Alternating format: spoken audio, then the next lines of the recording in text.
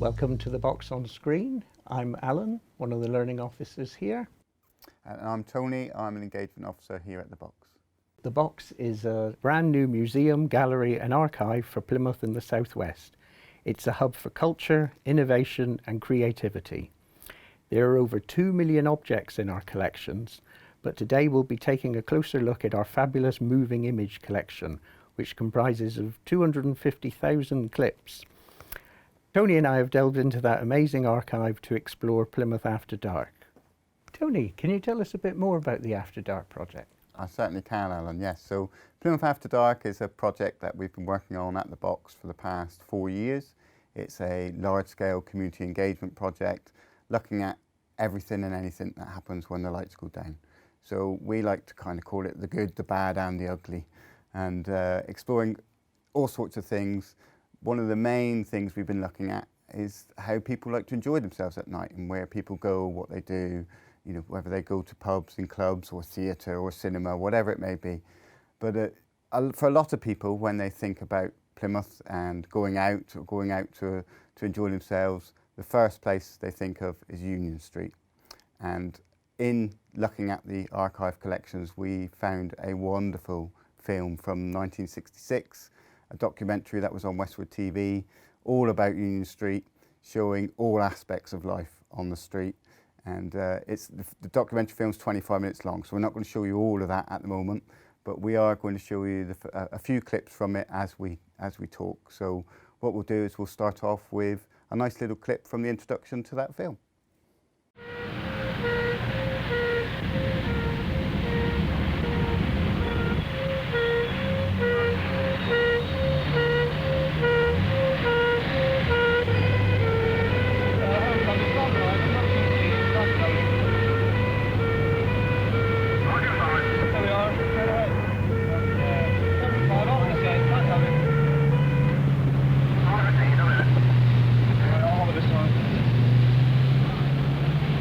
The police car goes off. Saturday night in Union Street begins.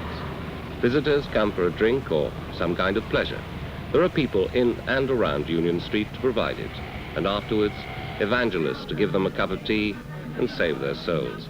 This is a portrait, no condemnation, of the hours between 8 and 3 in Plymouth's most famous street.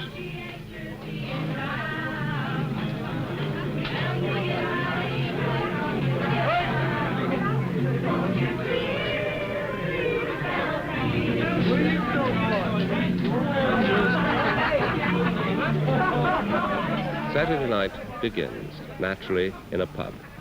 This is one of the 21 pubs in Union Street's small square mile, the United Services. Before the war, there were 36. On summer evenings, in a pub like this, they shift around 300 planks of rough silo. The past, though, is a legend. What is the street like today? Well, I don't know it from the very old days, but I mean, it's still fairly lively. There's still enough to keep people on their toes. Do you think people enjoy themselves in Union Street? I think they do. My experience is that they do. Some people think that Union Street's a bit of a rough shop on a Saturday night. What do you think? I think it depends where they come from. I don't think it's all that rough, honestly. I mean, there's a lot of people about, and there's a lot of people about, like at a football match or something, you get a little bit of life, but I don't think it's too naughty. As a landlord, do you have much trouble with rowdyism? Not really, no. I think people, not anymore, I don't think, and you get with a crowd of people anywhere. I think they're pretty well behaved generally. We do have our little ups and downs, but we meet a lot of people, I think you expect that. The people that make it rough don't come from Plymouth. Where do they come from?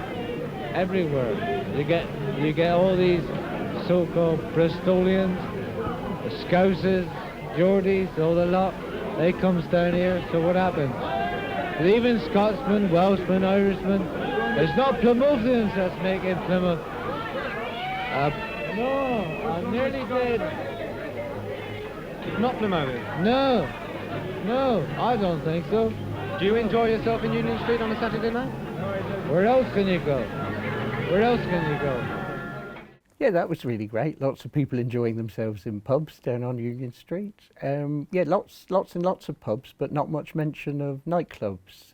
Have you had any stories about nightclubs come through, Tony? We do, and interestingly, that film was from 1966, and there there weren't many clubs on Union Street in the kind of nightclub, the way we would understand a nightclub to be now. So there were places such as what was the Gaumont Cinema, that opened up as the Majestic Ballroom in the late 60s. But there weren't the kind of places like the kind of ritzy and those kinds of nightclubs. They came more in the 70s. But the film does explore the kind of after hours drinking. So after the pubs closed, there were a couple of clubs down on Union Street, but they were a little bit seedier. So they were really strip clubs. And there's some interesting footage from those clips. So maybe if we take a look at that.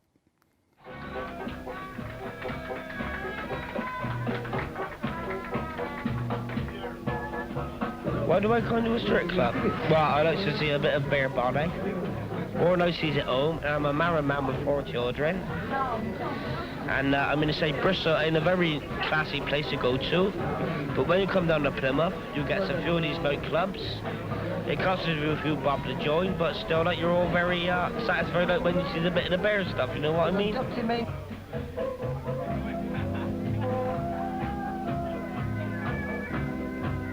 Well, seeing strip is exciting for a start. Perhaps it's sexual frustration, I don't know, but it's exciting, isn't it, guys? I don't come here for sex at all. What do you come here? To have a drink after hours. I mean, it's just a form of entertainment, really, just like rugby or any other sort of thing, I suppose. Well, yeah, that certainly shared some of the seedier side of Union Street, didn't it? It certainly did, yeah.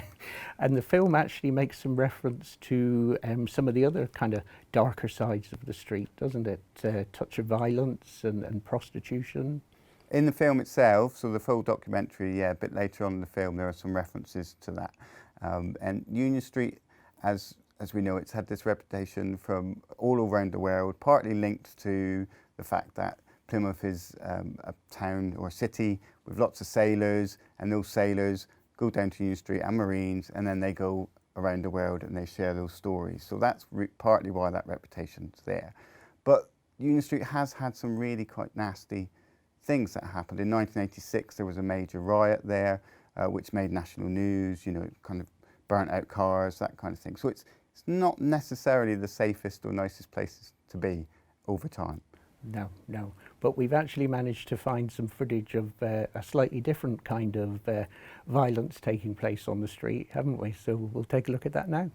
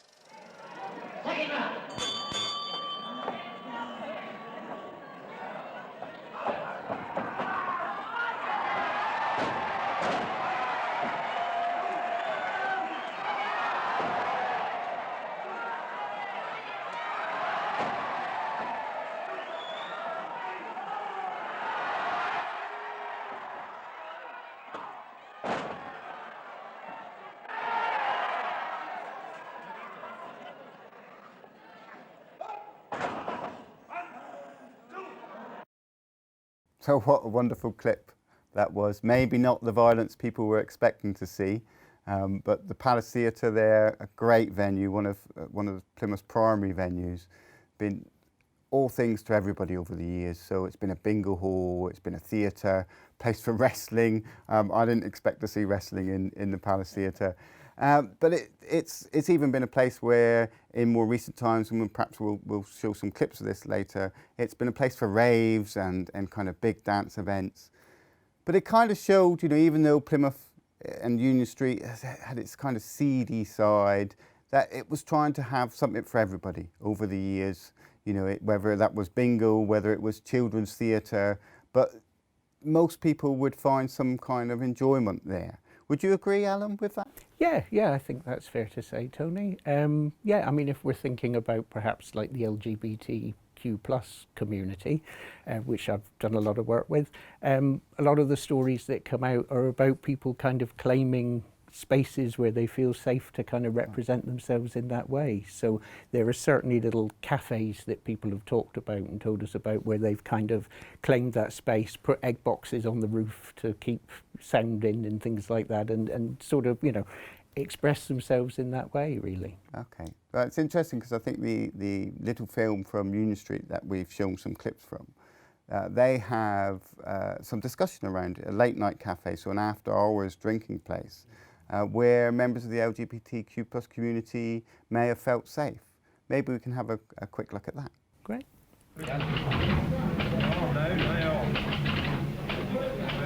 Sunday morning is well on the way in Union Street in one of the late night cafes like this one. Here, there is no evangelist, just the end of the night out. The mission may find some later. Union Street. Pubs, cafes, clubs, and also shops who would object strongly to the court chairman who called the street a place for respectable people to avoid. Union Street, famous to servicemen the world over, is almost closing its doors. Shall I tell you what? I don't think the respectable people of Plymouth know about this, don't really know about this place. I think they shut their eyes to it. You know, I honestly think that the people of Plymouth are very narrow-minded, terribly narrow-minded. The people, especially the older people of Plymouth. Well, as I say, you leave the Paramount, you can see life up there, and you come down here, and you have a coffee, meet all types of characters come in here, you have a good laugh, but there's nothing to do after that at all. There's so many respectable people in Plymouth, but invariably you find in a place like this mixing with homosexuals. So where do we go from there? Invariably they're the ones that will kick up the most first. I mean, all right, homosexuals, so what? It doesn't hurt anybody, does it? A lot of they've been here before Christ anyway.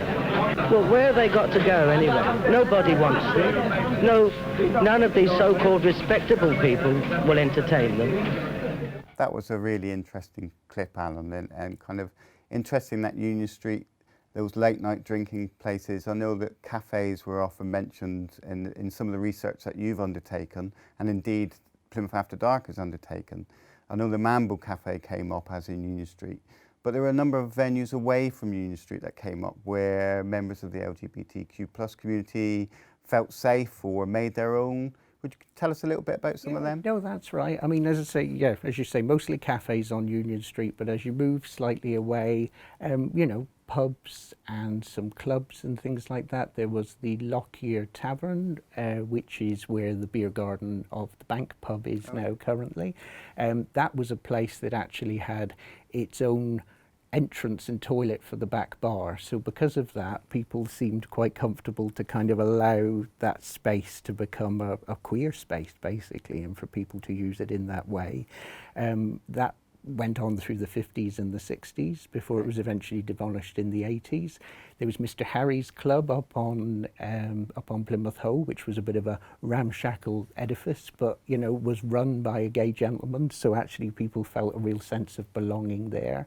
And then that's moved on to places that have endured for a lot longer, like the Swallow Pub, which is still with us today. And we've had Zero's nightclub, now replaced by OMG. So yeah, again, spaces that people have kind of cultivated, shall we say, and made their own, really. Okay, that's interesting. You mentioned kind of Mr. Harry's there, because I know Mr. Harry's was also a venue that the kind of punk community in the 70s felt safe and felt as though it was somewhere that they could go to. And I wonder whether that's that thing with After Dark, that as you start becoming and finding your own identity, whether that's as part of the LGBTQ plus community or whether that's you're a punk or a goth, you find a safe space, somewhere where you feel as though people are sharing your interests. And I don't think that's a particularly new thing. I think actually we've got a clip from 1965 of young people, as they were. I think I don't know whether they refer to them as beatniks or something along those lines, but enjoying themselves in a jazz club on the Barbican. So this was young people sharing that kind of similar interest, which in the 60s, being young and into jazz was a little bit out there, So that was a little club called the Key Club, and it's a great little clip from a film called 4 Points West, and perhaps we could take a look at that now. A city isn't just streets and buildings, it's made up of people, the people who live and work here. And the future of the city is bound up with its youth. All cliches if you like, but they are still true.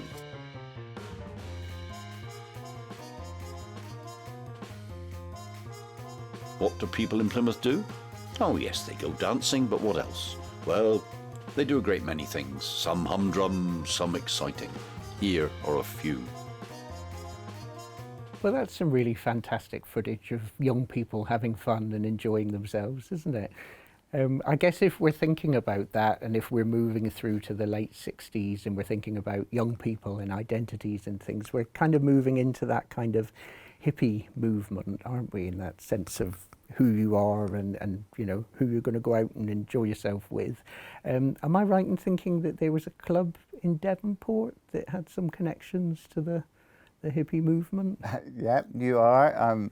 So there was a club called the Van Dyke Club, which was in Exmouth Road in Devonport, which opened up in 1968, ran for about 4 years, and I'm sure anybody who went to the Van Dyke Club wouldn't mind me referring to them as part of the hippie movement, or for many of them, it was very much a scene that was kind of people with long hair and flared trousers and young people who were perhaps pushing the boundaries at the time.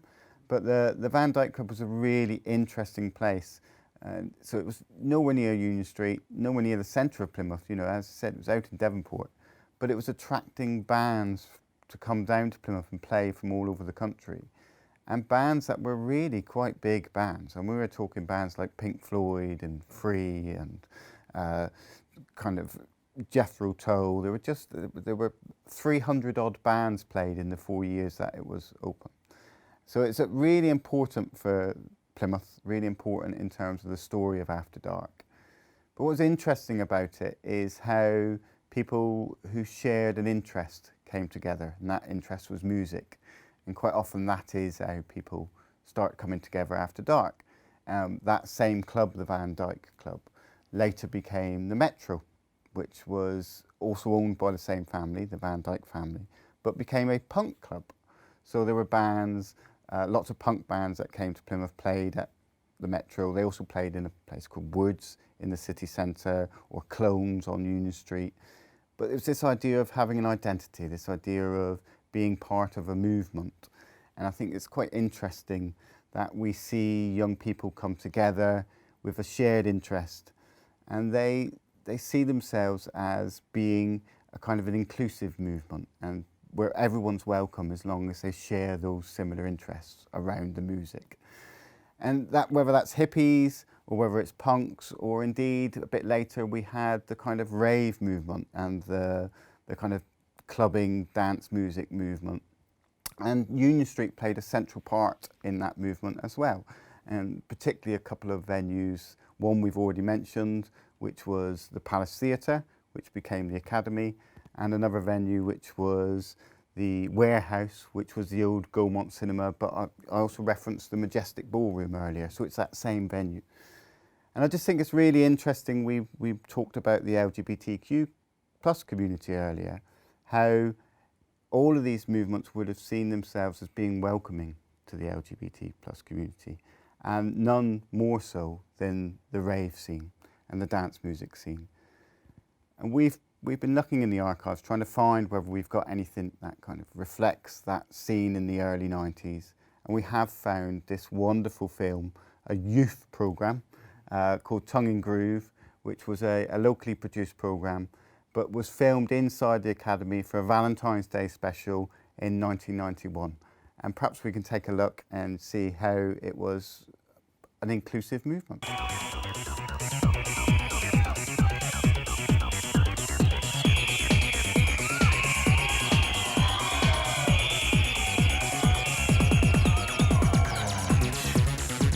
The rave culture has been around for a while now, It has had a huge influence on music.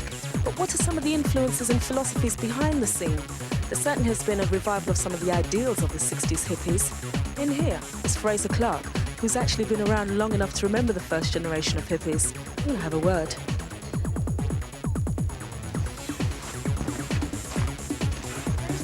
Hi. Join us in the teepee, the ambient teepee. How are you? You enjoying the club? I am very much. You edit a magazine called Evolution. What's it all about, Fraser? It's about the path beyond the rave. And we, all our gang have been raving for the last 2 years now. I mean, the gang, I've been going since '63. But now we've moved more into the ambient area. We're doing the ambient things, and it's after you've danced and raved yourself out of your head and into your body, which is a very healthy, balanced thing to do. Then you come into the ambient room and you get into the ambient delicacies, the different senses, sensual delights, and you relax and you unwind and you can talk and communicate. So we open up our minds, I suppose, with this computer psychedelia. We call what's happening now chaos culture, you know, because of all the interconnecting things. I mean, chaos science is a recent breakthrough in science. It disproves everything you ever studied in school, proves that the hippies were right all along when they say, and they told me when I was young, plan your life, think about your old age pension now, start making your payments. Nonsense. Chaos science now proves that you can't plan life. Life isn't like that. You go with the flow, you relax, you get into the moment. And have you really been raving since 1963? I've been raving, I'm getting faster all the time, and now there's a whole new generation joining in. I mean, this is much bigger than the hippie things. This is 1,000 times bigger than the hippie thing was. It's going to save the world. May it keep on growing, Fraser. See you.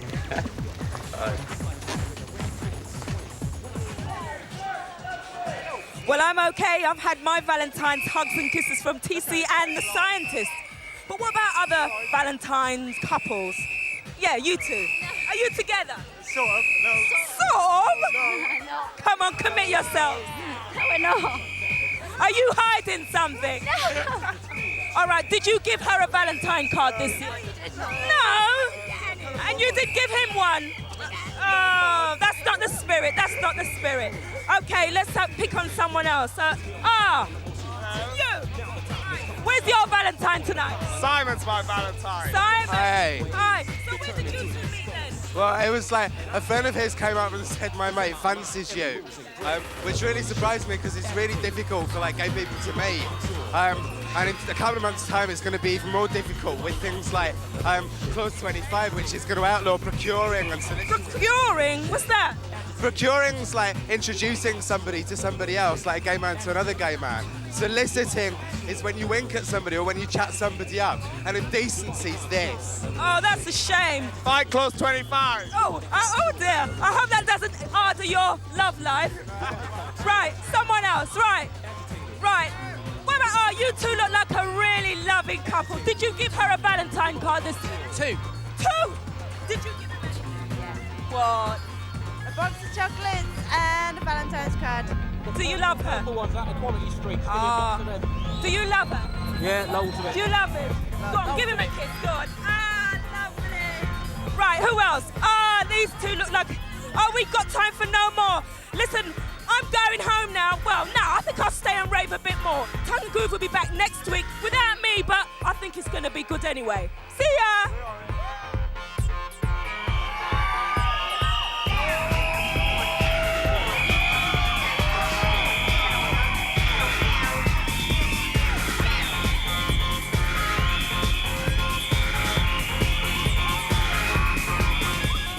That was great. So yeah, I guess for the observant viewer, they might have heard the two gentlemen mention Clause 25, which I think they're actually referring to Clause 28, because that was the legislation that was in place at the time, kind of preventing people and local authorities from talking about people living LGBT plus lives. So yeah, but great to see that kind of representation, and lovely to see the Palace Theatre being used in yet another way. You know, it's kind of popped up as a space quite often in this conversation, and it's been used in a number of different ways. We've got quite a different way in our next clip, that it's being used and being interpreted by people. Mr. TSW, which is obviously quite a significant title for people to win, and if we're going to talk about TSW icons, I guess we should just mention our little friend here who's been sat in front of us, Gus Honeybun. And I don't know if you're aware, Tony, but Gus has a bit of a significant place in our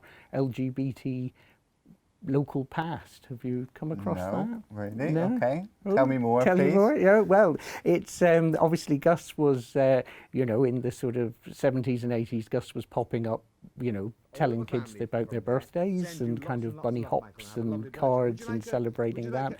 But there was a presenter, Ian Sterling, who was involved in working Gus, and he was using that little segment of television to send out messages to people in the LGBT community to let them know where parties might be happening in the evenings. Yes, sort of all a bit coded messages. So Ian was anti-Stella. If anybody read out a card from anti-Stella, then that possibly was Ian inserting a little secret message there. Kind of saying where to go after dark. After dark, exactly. So he's significant to After Dark, and he's significant to our community too. Excellent. I've not heard that story, but well done, Gus. Yeah, he's had his moments. And so we'll move on and look at our last clip of the palace being used in a very different way for Mr. TSW. Well, once again, we've scoured the Southwest to find 25 prime examples of manhood. And for those of you who sit in your armchairs year after year, criticising, saying things like, look at them, do they take anyone who applies? Well, I've got this to say. Yes, yes we do. Short, tall, fat, thin. No, actually, we do draw the line somewhere. It's usually just above the trunks and just below the navel. We'll take anyone who's prepared to work hard and have fun representing TSW. And we're offering some wonderful prizes. Third prize is £250 in cash. Second prize, £500 in cash. And the first prize, Mr. TSW 1985, will receive £1,000 in cash plus a holiday worth £750. So let's meet our 25 contenders. Contestant number 1 is Mervyn John Blake from Poundstock in Cornwall. He's a 1982 entrant and finalist. He's 23. His measurements are 44, 28, 33. He's 5 feet 9 inches, one of the biggest ones. His eyes are blue and his hair is blonde. He works in the leisure park industry. What a shape! And here's contestant number 2, Martin Paul Bloom, a 1983 finalist. He's from Crown Hill in Plymouth. He's 21. He measures 38, 30, 37. His height, 5 feet 10. His hair is black. His eyes are hazel. And he'd like to swap places with Branson in Dempsey and Makepeace. That's the blonde girl, isn't it? Well, Tony, I think it's fair to say that that's a clip that's very much of its time. Wouldn't you agree? Absolutely, Alan. Yes, that was very much of the 1980s. And just as that clip was of its time, unfortunately, we've also run out of time. So that's the end of this programme, but thank you for joining us, and thank you for joining us, viewers. If you'd like to see more, do subscribe to our YouTube channel, or follow us on social media on Facebook, Instagram or Twitter, or why not become a member, where you can get exclusive access to discounts and behind the scenes, etc. But in the meantime, it's goodbye from the box on screen, and we look forward to seeing you for the next programme.